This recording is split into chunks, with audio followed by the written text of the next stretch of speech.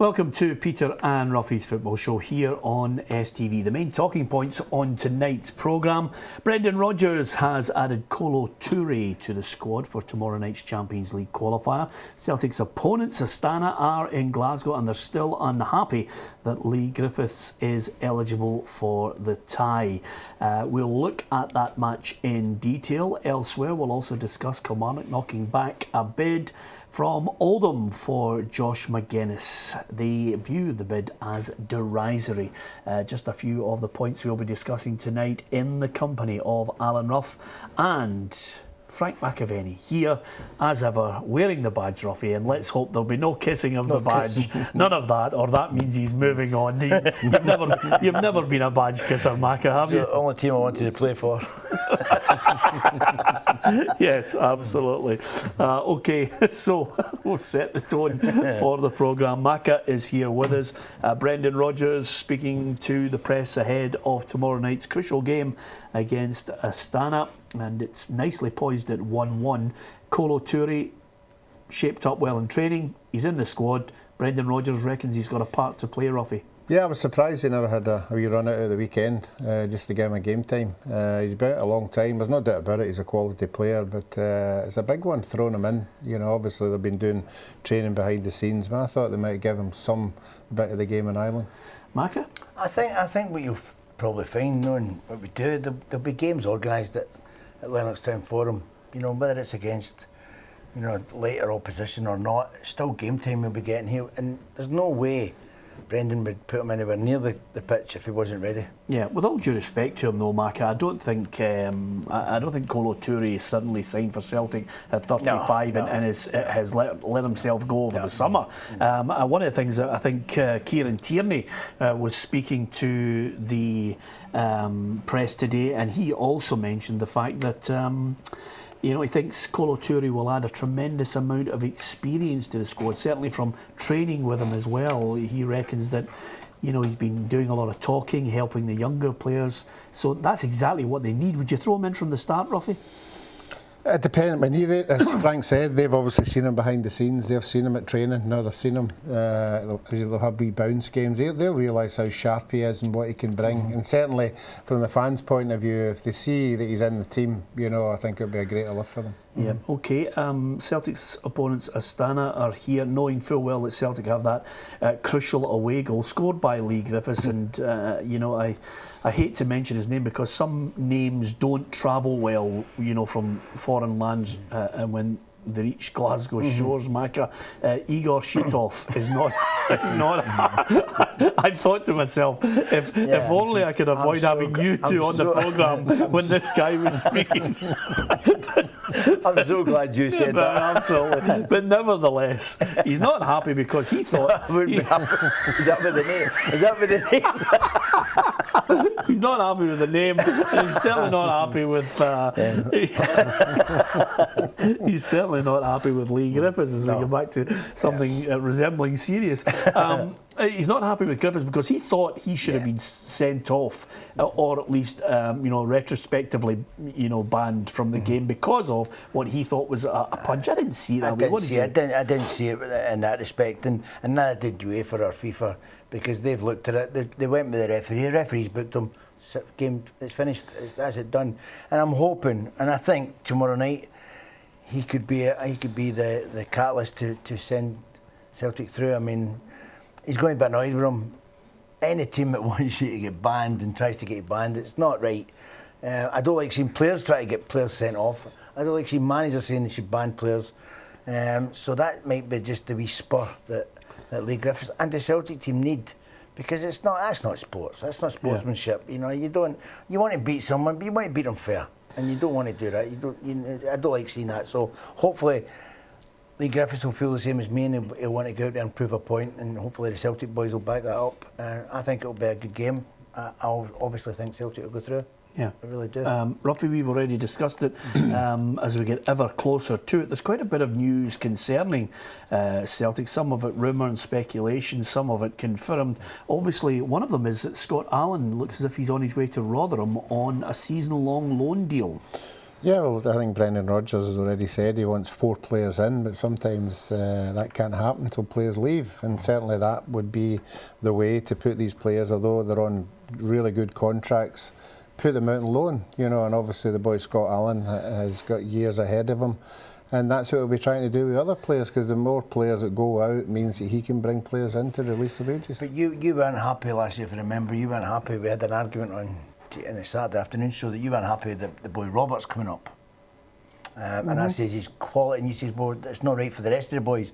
And I was right, I said, the other boys should say, well, we're not good enough because they never got them to the Champions League. Yeah. And I think we're now seeing the benefit of having somebody that's worth, okay, it's a gamble for £12 million player.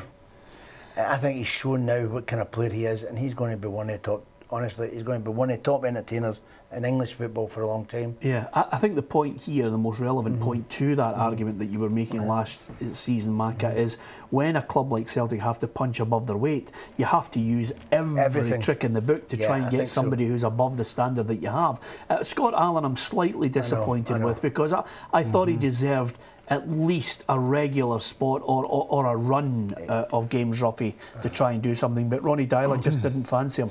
Well, obviously Brendan Rodgers doesn't fancy him. He thinks maybe another year he can still maybe farm him out and gain another year of experience at a reasonably top club, and he would get him back better. But the boy himself would be hoping that he could have pushed into that team, but it just shows you the amount of midfield players that they've got there at the moment. Yeah, okay.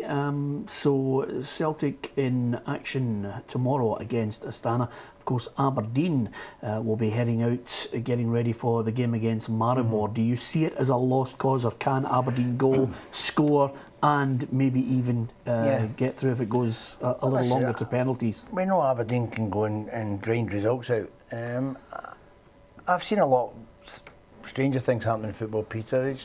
Maribor's not a bad team, especially at home. They'll go over there, but they've got to make sure they don't concede early. Aberdeen's got to go there and tighten up, and hopefully they've got players that can score goals that can hurt any team going forward, but they've got to make sure that, for the first hour, to keep them quiet, get the crowd on their back, first half maybe, and get the crowd unsettled, and then maybe sneak a goal. It wouldn't be surprising me, because Aberdeen's not a bad team on their day, but they've just not had that too many days recently, so we'll see what it's like this year. McInnes is quite happy with them, so and they got we're getting beat 1-0. They got a result that should a goal which should spur them on to know they can go and get one over there. Yeah, okay. So it's nicely poised at 1-1. Do you fancy them to get through? No. Okay. That's what I call a classic Ruffy case. Build it up and put a positive spin on it, and then get most of the Aberdeen fans throwing things at the telly when you tip them to go out. Which again, this is such a big week. If you want to give us your thoughts on the two teams involved, how many do you think we will have involved in European competition by the end of the week? It would be a total disaster if both Scottish clubs went out at this point after losing Hearts and Hibs. Facebook.com/Peter and Ruffy, and at Peter and Ruffy on Twitter. We'd love to hear your thoughts on that. Thanks very much to so many of you sending some really nice messages on Facebook and Twitter that we're back for the new season. We're back on Saturday at 2 o'clock as well. Join us as we give you a comprehensive roundup of the goals as they hit the back of the net from 2 o'clock. We'll preview the games and we'll keep you right up to date with all 4 divisions in Scotland. If you can join us, 2 o'clock, STV Edinburgh, STV Glasgow. Okay, 2 quick things before we hit the break, lads. One of them, of course, Dundee have to try and fend off all the bids, Ruffy, for Greg Stewart. They have been linked with a move for Fasil El-Baktui at Dunfermline. No surprise. Hartley knows a player or two.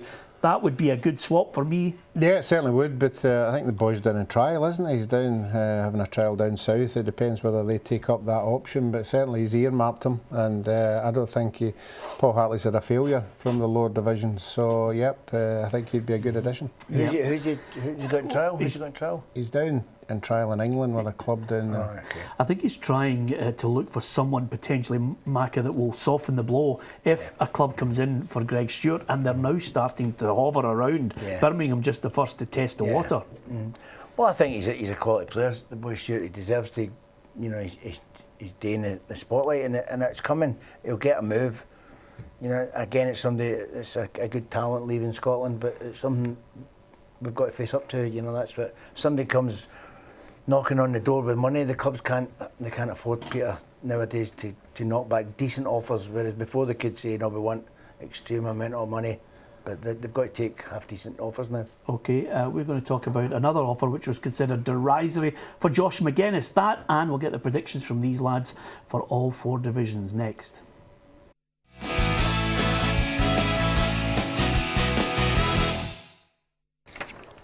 Welcome back to Peter and Ruffy's football show here on STV. You can join us Monday to Friday. We're back for the new season, looking forward to it.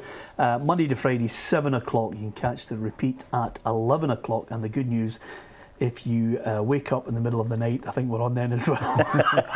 Well, Ruffy, to annoy the life out of people. For the badges. Yep, and on the Saturday, 2 o'clock. Join us this Saturday for the start of the new Scottish football season. First part of the programme, all about Celtic against Astana, Champions League qualifier second leg, and of course Maribor against Aberdeen. Another little bit of news that I didn't get in the first part there. Oldham, £100,000 viewed as a derisory offer by Kilmarnock for Josh Magennis. It goes back to what Macca was saying just before the break there, which is quite simply that clubs are looking now and thinking, okay, they don't really, English clubs don't rate Scottish football, and they can make these derisory offers, thinking, you know, a lot of clubs are strapped for cash. Yeah, and certainly Kilmarnock, you know, might come into that category. I just think that I didn't think it was as much as 100 they'd offered. I thought it was 50. Add-ons. Add-ons, yeah. But no, I think Josh Magennis is worth more than that. The value to Kilmarnock will be seen this year if he stays there. But certainly, if they come back with something a wee bit more than that, I think Kilmarnock would have to look at it. Yeah, it's amazing. You know, you look at the contrast in, you know, even the Championship, where Ross McCormack has a £15 million buyout clause. It's incredible. And again, not a lot of people up here talk in glowing terms about Ross McCormack, and I don't know why. You know, he's got a great track record of scoring. I think I just don't understand. I mean, I've been talking to get sore head because he's a goal scorer. Russell, the boy Russell down in the Championship, he's a goal scorer. Yep. Jordan Rose, goal scorer, and we don't have him for Scotland. We don't pick him for Scotland. I don't understand that, Peter. I just cannot see. The money is going daft, but good luck to the players. The players are now starting to get the money, which I'm a big fan of, getting the players to get it rather than just the directors. But the money is going, it's just this season is going, the money that's going into football, especially in England, is it's just unbelievable. You know, it's unheard of. And the money now for players, 15 million, is that too much for Ross McCormack? I don't know. In today's market, no. Yeah, I mean, it's exactly what Mac has mentioned, and David Moyes, who was speaking to the press yesterday in his first official press conference as Sunderland manager, mentioned again, Ruffy, that this whole TV deal down south has thrown the balance completely off right across Europe, because clubs are quite simply saying, well, you guys are cash rich, you're going to pay over the odds. Yeah. This is what David Moyes was saying. You're playing over the odds for players now. Leroy Sané joined Manchester City today, £37 million for, you know, a young winger. What is it, 18 years of age? Yeah, and the unfortunate thing for all the other teams in the league, the teams that you're talking about were so disappointing last year that they've got to throw money at it now. I don't think the supporters, I'm talking about Man United and Chelsea and Man City, were poor last year, and I think the supporters will now expect, obviously with the managers they've got, that they will be throwing cash in at it, because that's what they want to win things again. It'll be different this year, because last year they bought Sterling. Now, there's no way that boy's not got a great ability in his body, but it was to me, it was hopeless last year. You get that much money, I'm thinking maybe it's going to take him time to adjust to all that kind of money he's getting. Yeah. You know, he's bought yachts. He's only a young boy. Yeah. Do you know what I mean? He's buying all this nonsense, and I thought, well, they've just bought another teenager. They've got to manage him better, because Sterling's not kicked the ball since he went there, and I don't think he was. I think it was awful for England. So hopefully they don't, you know, ruin the boy, because he was good player at Liverpool. Yeah, let's not be listening to you lecturing anybody on big moves to England and Well, buying stuff. No, the money's extortionate. Would you? No, I mean, what? You can't have a yacht in Paisley.